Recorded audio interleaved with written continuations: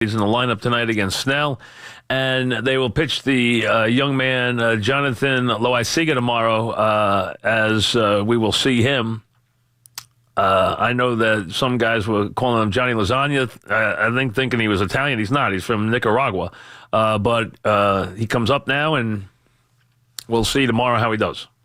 Gets an audition. We'll talk to Aaron about him and everything else going on with the Bombers in a little while. Nick in Irvington. What's up, Nick? Hey, what's up, Mike? What's happening? Glad you're back. I just want to ask you a quick question about the AL and Rookie of the Year race. Do you think with Ohtani going down, it's a two-man race between Andujar and Torres? And if that's so, who do you think is in front?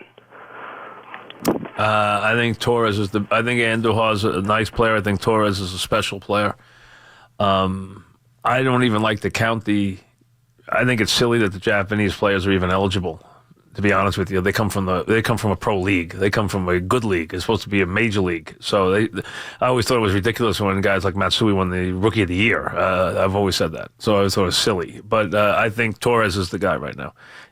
Rich in Cherry Hill. What's up, Rich? What's up, Mike? How are you? I just Good. left Shinnecock about an hour and a half ago. Uh-huh. I cannot tell you about the conditions are horrific. The winds are crazy. Yeah. I'm a 10 index. Unless your name is Dustin Johnson, they are, I guess. Yeah. Yeah, I'm a 10 index, Mike, and I tell you what, I shoot 140 in today's conditions. Well, I mean, listen, this is set up for the best players in the world, and if they're going to shoot, if Rory's going to go out and shoot plus 10, then, guys who are amateurs are going to go out and shoot plus 30. I mean, that's just the way it is. I mean, he can go out and shoot plus 10. That's unbelievable. But right now, the problem with the field is that Dustin Johnson's 2 under on a day when very few guys are anywhere near par. So he might have himself a very sizable lead over most of the field by the time the night comes if he keeps it up. Yeah, absolutely. It's all about picking your spots and hitting the right spot. Well, I just think also he's just very talented. I mean, when he's on his game, he's better than everybody now. And when he's on his game, and he's not always on his game. And last year, right before the Masters last year, when he came to the Masters and fell down a flight of stairs and didn't go, he had basically become almost Tiger Woods good. He had been that dominant in the 4 or 5 tournaments before it, and he has not captured that back. Now it looks like he's capturing it back after last week when he blew out the field in the St. Jude, and now he's. I mean, listen, he's only 2 under, but he goes 4 under today. That's like going 8 under on most days with this field, because most guys are 3 and 4, and as you said, Watson 7 over, Mickelson 7 over, Spieth 8 over, Day 9 over, Rory 10 over. Greg in Piscataway, what's up, Greg? Hey, what's up, Mike? How are you? What's happening? Glad to be back. What's happening? Hey, I was actually calling to talk about the Giants, but I wanted to actually just happen to be listening to the other station, and Don LeGreca has some really not nice things to say about you. So I just want to see if you had any response on that. I don't talk about other shows, and I've never spent 10 minutes with the guy in my life, so I don't know why he'd have things to say about me. But that's up to him. I mean, I could care less. It means nothing to me. I've never been in his company for 5 minutes of my life. Rick and Danbury, what's up, Rick? Mike, if a GM like Sandy Alderson is a seller, it's his responsibility to get the best package he can for his player. So I don't understand, if the Yanks were to make the best offer to deGrom, isn't it his responsibility to take that offer?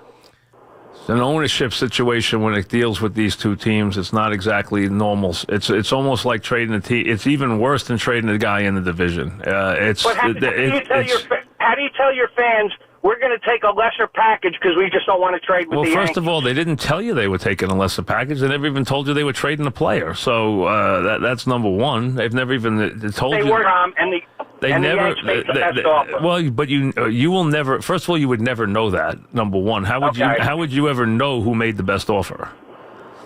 Sometimes it comes out. But you don't know. You see, that's if you're believing rumors. You don't know what these are. How do you think these guys, you think they always are accurate with what they put up in trade rumors? They're not always accurate. No, they're not even true. Remotely accurate. So the bottom line is you might never know what the real offer was. But it's very difficult. It's very difficult to hand the other team in the town a championship if you think you're going to do that by sending them deGrom. That's all. It's a very difficult thing to do. even if they're giving you the best offer and the best chance to help rebuild your team? But again, if that's the case, you have to weigh it against all the different things. That's all. You're weighing it against. It's not an easy thing to do because the player doesn't leave the town. He stays in the town. Right. It makes it. It makes it. Well, that's why it's a very hard thing to do, and that's why it very rarely happens. Exceedingly rare that it happens. Go look and see how many times they make trades. It does not happen. Bobby in Stores, what's up, Bobby? Hey, Mike, two quick ones. With Tiger Woods, has he become now of a sympathetic figure? Do you think more people that didn't like him in the beginning are pulling for him now because of what he's had to go through? Yes. Okay. I do think a lot of people, I don't think everybody. I think there's people who still don't like him, but I do think he has more fans now. I think it's very easy to root for the guy who was the big guy. Once he gets knocked from the pedestal, it's very easy to root for him to get back on the pedestal.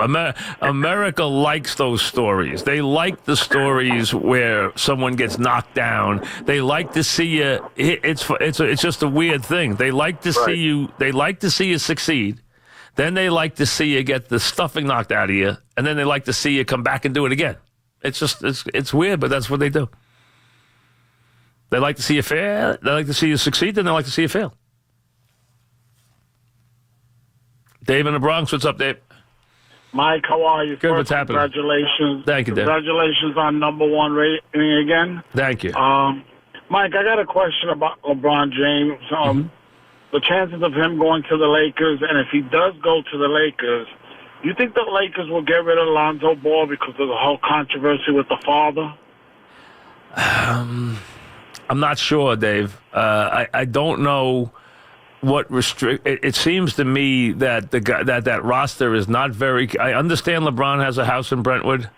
I understand it's a logical place for him to go. I don't think it's a logical roster to him to go to. That's the thing that is the hold up there. So I don't know. But they have a lot of talent, Mike. Yeah, but they also have some guys that he doesn't really want to play with too. So which is Lonzo Ball. Well, that's one of them. Sure. I mean, there's a couple, but they do have a couple of them that he really doesn't want to play with. So from that and don't fit well with him. So from that standpoint, you wonder, do they ship those guys out? Is this the most logical place? Everyone has always talked about L.A. It's a second home for him, blah, blah, blah. He's got a house there, etc. Makes sense to me if he could bring the right people in. You see, I think it's more about winning now than it is about destination. I think it's more about going to a place where he thinks it can be put together well so that he can get on the right side of a couple of championships before he goes out the door. I think that's got to be the key. I think that's what it's about. And, does that happen? Well, we'll see. I mean, because he has to be getting tired of going to the finals and losing, because I'm tired of watching him going to the finals and losing, so I'm sure he's tired of doing it. Allie in Bay Ridge, what's up, Allie? Hey, good afternoon, Mike. Yeah, what's happening? I just want to talk a little bit about the Yankees and Mets. Mm-hmm. First, the Yankees. 2 years ago, before they made those trades, with Andrew Miller and Chapman, no one would ever thought that they would have had made the Game 7 in the championship series in the AL, and even be in the position they are now. And what I'm trying to get at is that, there's a lot of people calling in saying they need a pitcher, they need this. I think they should just let it ride out. I don't want them to make any irrational moves.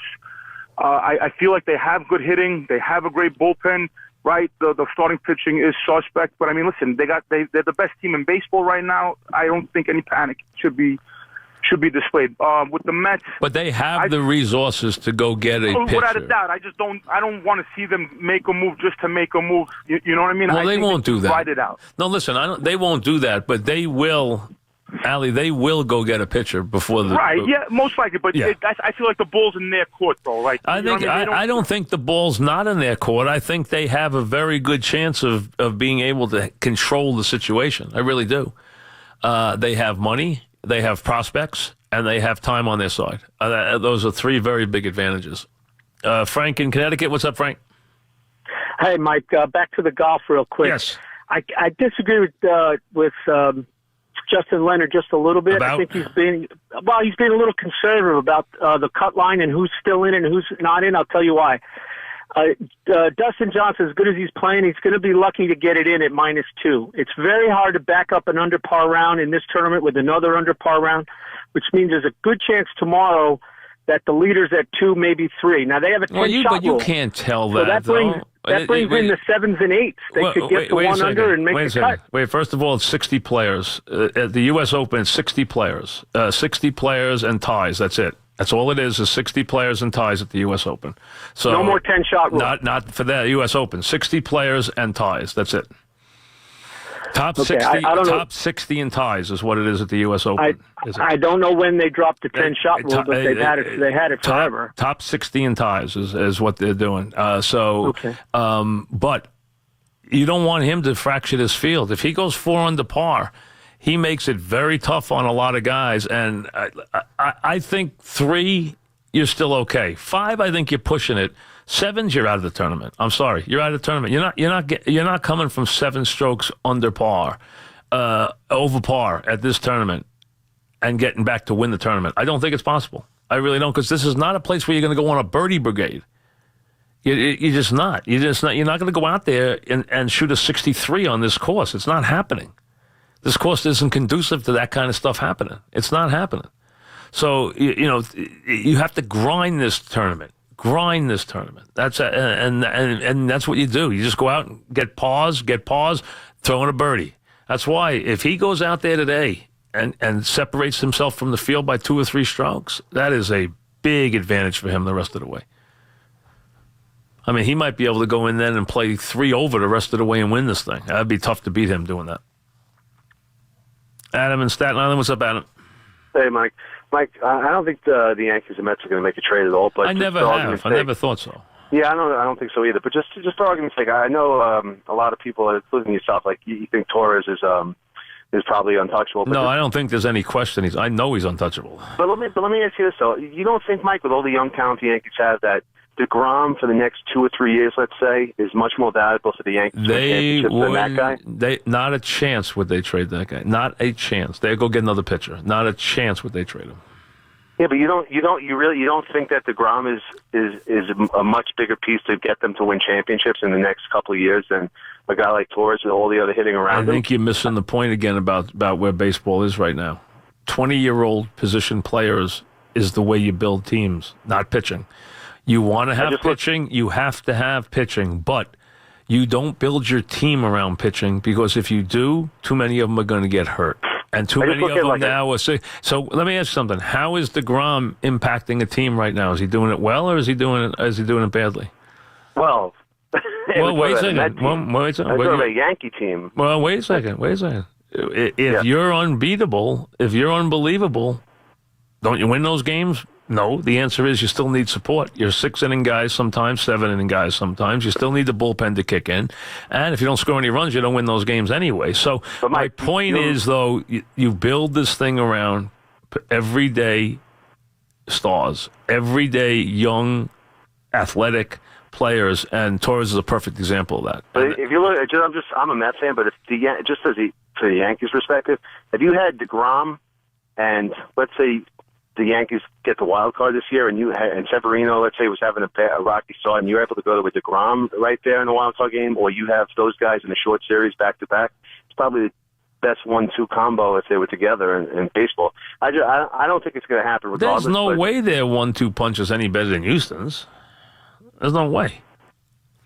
I mean, so we know that going in. I mean, there are teams that have as good a 1-2 punches, but the Yankees have also a tremendous lineup. So, but the idea that I think you're seeing, the problem with building your team around power pitching now is it gets hurt, number one. And number two, its importance is minimized by the fact that often it does not impact the game enough, because it's out of there in 6 innings a lot of time, and you might be out of there in a tie game. It might be out of there run down if your team doesn't score or doesn't field.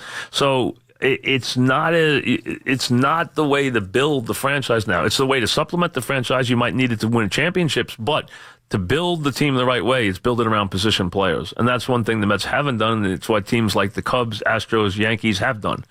And I think that's why this is going to be successful year after year. Back after this.